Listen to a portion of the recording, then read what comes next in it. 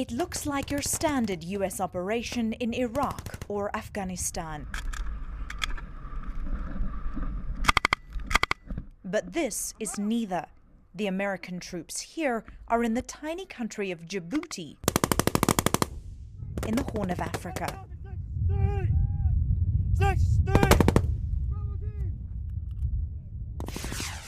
And this isn't a fight against terrorists either. The troops are training,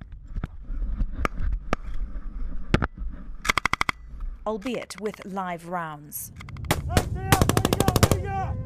They're part of a brand new mission on the continent called the East Africa Response Force. It's an exercise that helps judge the team leaders on their ability to lead their team and control their guys in would-be in combat situations.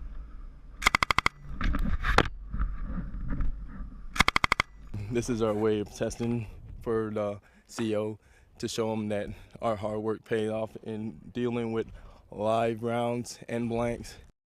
The mission was formed in response to the attack on the US Embassy in Benghazi, Libya. Ambassador Christopher Stevens was killed, along with 3 other Americans.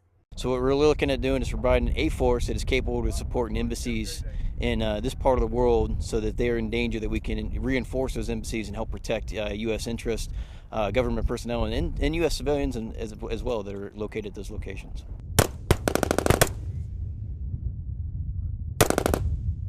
This crisis response force was formed shortly after Benghazi in April 2013, but had its first deployment when fighting broke out in the South Sudanese capital of Juba.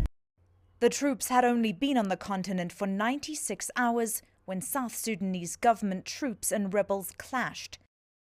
Really, we can get pretty much in most parts of East Africa in about 24 hours. And I can bring up to 125 soldiers, give or take. It really depends on what the embassy needs, what the ambassador requires, or his or her regional security officer.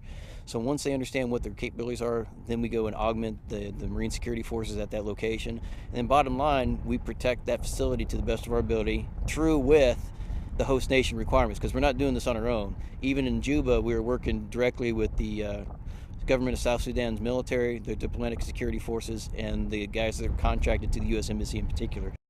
They rescued about 800 Americans and non-Americans. 2 American servicemen were injured when rebels fired on a U.S. military helicopter. A few dozen members of the force remain in Juba. The rest are clearly working on honing their skills and keeping sharp. I'm out! I'm out!